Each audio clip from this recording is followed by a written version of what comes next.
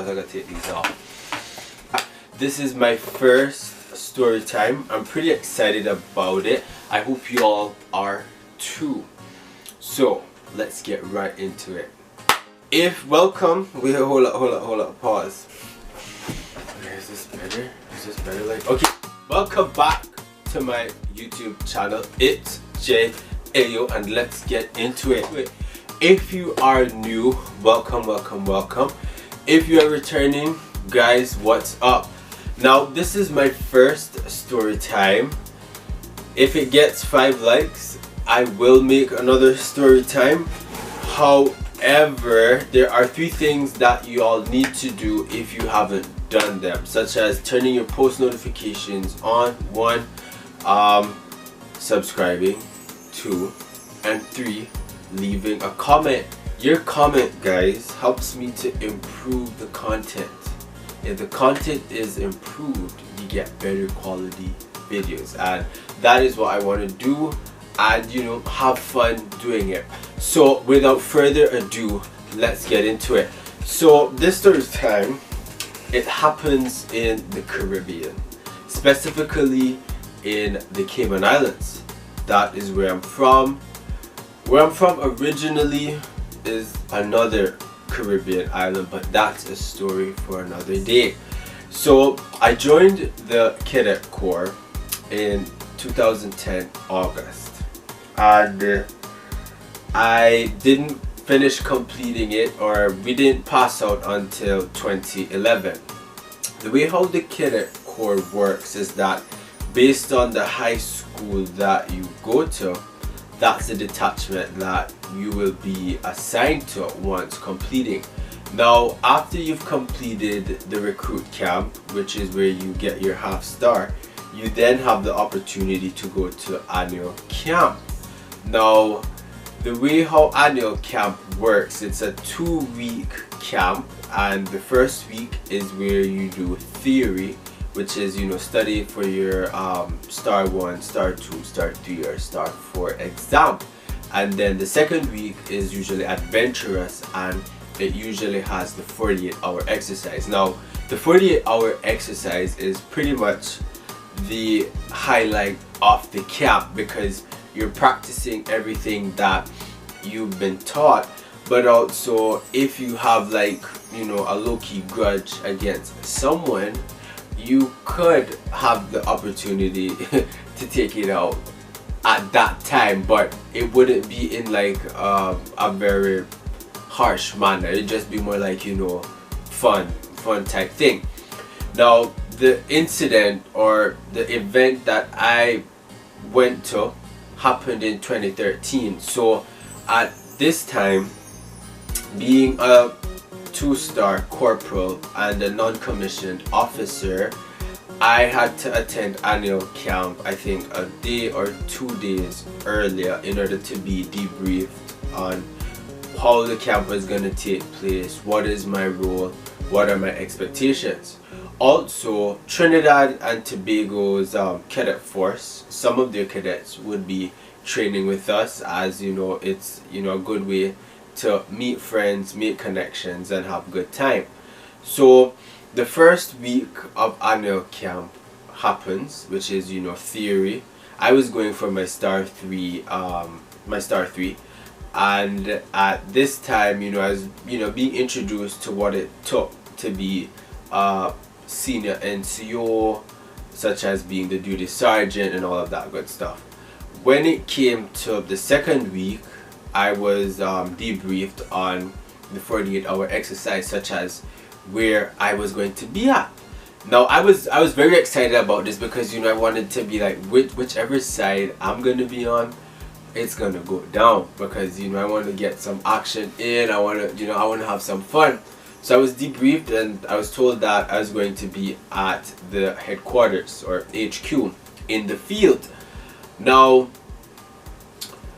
as I was being debriefed, I was so overwhelmed. I couldn't even I was just so overwhelmed, right? So we got to the HQ in the field, we set up some tents, and I was with Corporal S, Sergeant T, and I think Lance Corporal G, It's pretty much NCOs were on this in the HQ, and I think you might have had like a couple cadets, like one or two, and you had some officers. Usually the HQ is comprised of senior, mid, and junior people, and also it would have the officers. The officers would be at the headquarters. Now there are three locations, or three things to bear in mind. One, you have the HQ, you have the base location, and you have those that are coming to get you. Now everybody is given different information, so you don't really know like what is going on. So I was told by Captain T to say, hey Maki, come, let's check out this area. In my head I was like, okay, that's fine. I'll be, you know, in a distance, you know, so if anything happens I can like get out. So we checked it and it was good. Now as it progresses into the evening and into the night, the commandant comes and, you know, she says, hey Maki. I said, hi mom, and you know, we exchanged a small talk, and you know, it was good. Now automatically in my head, if the commandant comes, it means action is going to happen, because that's when everything, you know, usually gets, you know, juicier. So said, so done. So some people were trying to get into HQ, and I think I had tied up Corporal W at this time, and you know, we were saying, hey, where the rest of the people, and I told the cadets, you know, hey, just watch him, you know, tie him up with some rope, keep him in a spot where like we can get to him if anything happens and all of that. So guys, we were told to let off a signal. So Sergeant T comes up to me, Corporal A or Corporal S was with me, and you know, it was a firework that you usually have in New Year's time and stuff for it. So it was a firework. So Sergeant T came up to me with a firework and said, hey, you know, we have to let off the signal and all of that. And I said, okay, alright. So we were trying to find a level ground to set off the firework. We guys, believe you me, we could not find a leveled area to put the fireworks on, or the firework on. So eventually we found a ground, right? And Sergeant T, you know, he said, so I said, hey, what's your strategy for this and so forth? He said, oh, he gonna hold it. In my head I'm like, you don't usually hold it, you're supposed to just light it and then run. That's what the instruction says on the package. Now the way how hierarchy works, because Sergeant T was higher than me, he said, no, I go and hold it. I said, okay, alright. So I turned to Corporal S and I was like, hey, I don't know about you, I'm gonna get back, because you know, I don't want no part of this. So you know, as he lights it, you know, I said, Sergeant T, come on, let's go. He's like, no, I go and hold it. So it goes off, boom. I turned, because I didn't want to get hit. I didn't want to get hit. So I turned round and I said, Sergeant T.